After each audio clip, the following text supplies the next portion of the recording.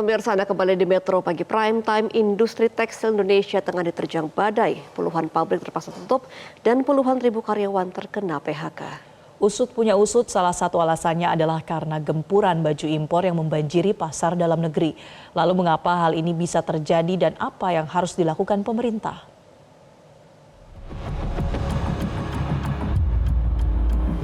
Mereka yang minta, mereka yang ngusul, tapi yang salah saya karena nggak bisa jalan. Ya sudah, risiko jabatan.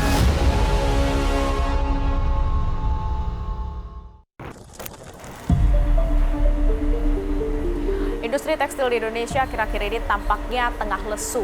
Salah satu alasannya karena banyaknya impor pakaian jadi yang masuk dan dikonsumsi oleh sebagian besar masyarakat. Namun apakah ini menjadi satu-satunya alasan? Ikuti penelusuran kami. Hingga akhir Juni 2024, Asosiasi Produsen Serat dan Benang Filamen Indonesia mencatat ada 21 industri tekstil di Indonesia yang tutup dan 31 lainnya terancam gulung tikar. Biang keroknya diduga karena keran tekstil impor yang jor-joran masuk ke Indonesia. China pasca COVID itu sudah mengalami normalisasi terlebih dahulu dibanding negara-negara lain. Artinya dia recovery-nya duluan. Nah, ketika recovery duluan, otomatis industrinya berjalan normal lebih dahulu. Nah, ketika terjadi sekarang, industri yang lain baru, negara lain baru mulai normal, itu dia China mengalami oversupply. Sehingga mau tidak mau produk-produk mereka harus diekspor ke negara-negara tujuan utama. Sayangnya, Indonesia sedikit terlambat menurut saya untuk mengantisipasi itu. Pertama, pas border, Presiden setuju untuk jadi border. Kedua, impor kendalikan. Ketiga, itu minta tambahan dari PMI agar barang-barang yang dibawa kemari itu tidak kena pajak. Lahir Permendak 36 yang merangkum semua itu, saya tanya semua bagus atas permintaan mereka karena menyangkut impor-ekspor, maka rumahnya itu namanya Permendak. Nah, dalam perjalanannya yang mereka mengusulkan, yang mereka juga memutuskan, wah susah ini. Karena 56 itu mereksanya susah, jadi barangnya numpuk. Macam-macam kendala lah. Di sana nggak datanya itu ruwet lah. Akhirnya ngamuk-ngamuk, yang salah saya. Mereka yang minta, mereka yang mengusul, tapi yang salah saya. Tim Metro TV mencoba melihat perbedaan pakaian impor di pasar Tanah Abang dan buatan lokal oleh UMKM. Kami menemui harga yang terlampau jauh. Dengan jenis yang hampir sama, pakaian impor dibanderol tak sampai Rp300.000, sementara buatan lokal mencapai Rp500.000. Tapi ternyata salah satu pedagang di Tanah Abang mengaku tak mengetahui soal perpajakan dari baju yang dijualnya. Kita kalau barangnya biasanya itu kita ngambilnya dari Korea, Cina, sama Bangkok. Untuk impornya nih, model impornya seperti apa, Mbak? Kalau kita, karena udah ada langganan di sana, udah lama sih dari tahun 2011, kita udah ada link di sana, jadi dia bisa kirim ke sini, kirim foto, kita pilih, ntar dia kirim. Untuk pajaknya? Itu udah include sih sama harga, jadi kita nggak mau ngitung lagi. Oh, berarti nggak tahu tentang pajaknya ya? Iya. Sementara Karina, salah satu pelaku UMKM di bidang tekstil, mengungkapkan alasan mahalnya harga pakaian buatan lokal. Kemarin saya juga sempat lihat-lihat nih yang impor. Nah, kalau ini dress dari produk lokal. Ya. Ini yang harga berapa? Ini yang harga 550, Kak. 550. Dia udah one set gitu. Kan saya lihat nih yang impor-impor. Segini tuh harganya palingnya 250 sampai 270. Sebenarnya bedain apa sih, Kak? Bedanya itu ini, Kak. Mungkin material kita pakai yang bukan printing ya. Kalau impor biasanya mostly memang printing dia pakai. Kalau kita hand stamp sama memang kita nggak bisa mungkirin gitu si produk bahan baku grey-nya itu dari China biasanya, terus habis itu masuk, terus kita hanya ngebatik gitu, terus habis itu baru kita jual. Sedangkan dari Cina sendiri dia udah produk yang jadi dia printing dengan motif batik gitu mungkin ya. Habis itu dia bisa jual dengan harga 200.000. Tapi memang kalau kita lihat beda ya sebenarnya kualitas Iya. bahan, kemudian ada embossnya juga Iya. kalau dibandingkan dengan yang harga-harga 250 sampai 270 ribu rupiah yang impor. Iya. Memang dari kualitas sebenarnya udah Jahitan kerasa. juga beda sih, Iya, Kak. jahitannya ini juga sebenarnya kelihatan sih beda banget. Kak Rita, kalau kita lihat akhir-akhir ini kan produk impor ini kan banyak banget nih masuk ke Indonesia. Ada ngefeknya nggak sih ke usaha kakak? Lumayan berpengaruh sih, Kak, karena kan dari kapasitas produksi juga kita menurun. Lihat dari pendapatan ada ngefeknya juga, berarti ada penurunan. Ada. Berapa persen kira-kira? Kita hampir 40-50 sih, Kak ya. Wow. Lumayan jauh gitu. Soalnya dari penjahit pun kita menurun gitu. Biasanya kita bisa 10, kan kita ada sister brand juga gitu, 10 penjahit lah istilahnya. Sekarang tuh cuma tinggal 4 penjahit gitu. Jadi Bermedak pada pemirsa bertanggung jawab atas derasnya arus impor di Indonesia. Kita coba lihat. Ada Permendak 25 tahun 2022, di mana sebenarnya pemerintah sudah memberikan batasan-batasan terhadap impor produk tekstil, terutama untuk produk tekstil jadi ini perlu mendapatkan rekomendasi secara teknis untuk bisa masuk ke Indonesia. Tapi ternyata batasan-batasan ini dihilangkan pada Permendak nomor 8 tahun 2024 sehingga gempuran barang impor terutama tekstil jadi ini tidak bisa dipungkiri lagi, banyak sekali masuk ke Indonesia. Nah, Permendak ini berlaku mulai 17 Mei 2024. Tapi apa betul kalau Permendak ini yang jadi biang keroknya? Kita coba lihat dari data impor yang masuk ke Indonesia pada tahun 2024 dari Januari sampai Mei. Ternyata Januari sampai April ini angkanya selalu turun.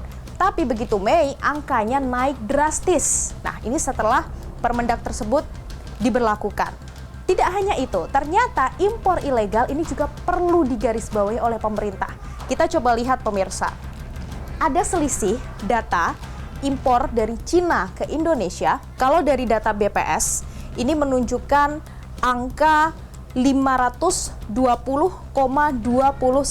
juta US dollar. Tapi berdasarkan data dari ITC atau International Trade Center, ternyata lebih dari itu, ada 961,34 juta US dollar. Itu artinya ada selisih sekitar 441 juta US dollar. Kemana angka itu? Nah, angka inilah yang diduga ini merupakan impor ilegal yang masuk ke Indonesia. Ini bukan angka yang kecil dan tentu saja maka industri tekstil di Indonesia tergempur karena adanya impor-impor ilegal ini. Sementara Zulhas menjanjikan akan segera membentuk Satgas untuk mengecek mengapa terjadi perbedaan data impor yang signifikan. Nah sekarang rame lagi. Sebetulnya sih impornya banjir ini artinya belum ada perubahan, bukan banjir sekarang. Memang dari awal banjir belum ada perubahan. Yang tadinya kita harap ada perubahan, tidak ada perubahan. Nah kami, ini Pak Arsad juga menyampaikan, dari berbagai juga saya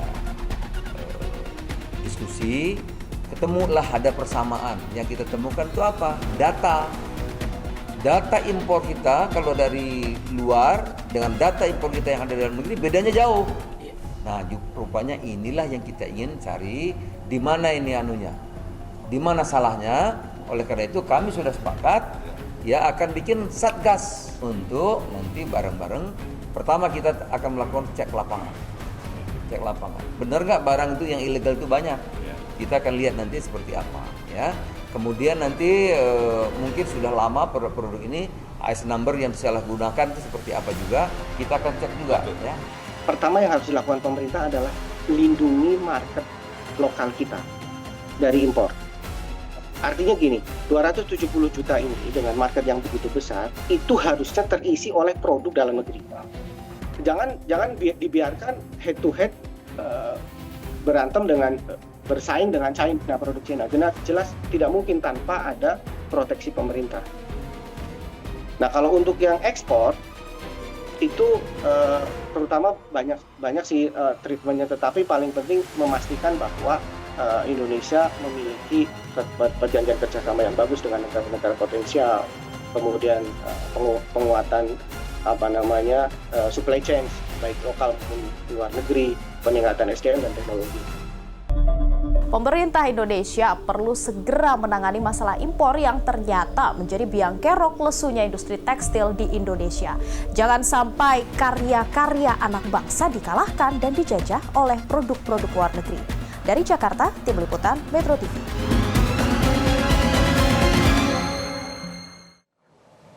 Pemirsa, setelah beredar isu razia barang impor, aktivitas jual beli di Pasar Tanah Abang masih berjalan normal. Meski begitu, masih ada beberapa pemilik toko pakaian impor yang menutup tokonya karena was-was terkait adanya isu razia ini.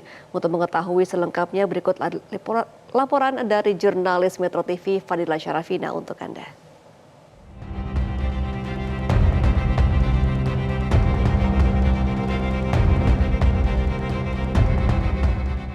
Beberapa waktu yang lalu, beberapa toko di Pasar Grosir Tanah Abang, kemudian juga di ITC ini sempat diberitakan ditutup karena adanya berita terkait dengan adanya razia oleh Satuan Tugas atau Satgas Pengawasan Barang Tertentu yang diberlakukan oleh Tata Niaga Impor. Nah, pada hari ini sendiri kami lihat memang masih ada beberapa toko yang tutup, namun sebagian memang sudah beroperasi seperti biasa. Para penjual ini sudah menawarkan barang yang dijualnya seperti biasa, dan juga tata niaga di Pasar Tanah Abang ini dilakukan seperti hari-hari biasanya. Nah, namun untuk mengetahui selengkapnya terkait dengan berita ini, saat ini saya sudah bersama dengan salah satu pedagang di Pasar Tanah Abang. Ini ada Bang Hendri di sini ya. Ya, Bang Hendri, kemarin kan sempat diberitakan katanya ada isu-isu akan dilakukan razia oleh Satgas Pengawasan Barang Impor. Nah, benar nggak sih ada berita itu di sini? Ya, kalau kami dari pedagang merasakan dapat isu lah contohnya. Jadi kami yang pedagang di Tanah Abang ini merasakan risih, ketakutan dengan isu-isu ada razia barang impor. Karena kita yang pedagang ini kan kita beli dan kita jual. Jadi kita sebagai pedagang nggak tahu mana yang bahan kita punya yang impor, mana yang lokal. Jadi kita seolah-olah jadi ketakutan penjualnya di sini. Jadi kita sebagai penjual meminta kepada pihak-pihak yang bertanggung jawab lah, seperti pemerintah, untuk mengatasi seperti yang ada di Tanah Abang sekarang ini. Soalnya ada isu razia, langsung banyak yang ada yang tutup, ada yang buka tutup. Jadi dia itu rasa ketakutan. Dia beli barang dengan harga sekian, tapi dengan isu-isu ada razia barang impor, dia tutup lagi. Jadi berapa kerugian yang dialami oleh pihak-pihak pedagang yang ada di Tanah Abang ini. Seperti orang karyawan itu kalau dia nggak kerja nggak dapat gaji. Seperti itu yang terjadi di Tanah Abang sekarang. Karena ada isu razia, dia langsung tutup. Jadi nanti ada isu reda lagi, dia buka lagi. Seperti itu kejadian di Tanah Abang sekarang, Kak, seperti ini nih. Tapi kalau misalnya pada hari ini sendiri, ini sudah kelihatannya sudah berjalan normal atau masih ada beberapa toko yang masih tutup sih? Kalau saya lihat atau beberapa toko banyak yang tutup, masih dalam keadaan was-was, masih dalam keadaan ketakutan. Baik, terima kasih Bang Hendri. Ya, demikian adalah pernyataan dari salah seorang pedagang di Pasar Tanah Abang ini. Memang sebelumnya Menteri Perdagangan Zulkifli Hasan ini sudah meminta untuk pedagang agar tidak panik karena memang nantinya Satuan Tugas Pengawasan dari barang impor ini akan menindak tegas importir, namun bukan menyasar ke retail-retail atau toko-toko yang kecil. Dari Jakarta, Fadila Syarafina, Nur Ihsan, Metro TV. Jelajahi cara baru mendapatkan informasi. Download Metro TV Extend sekarang.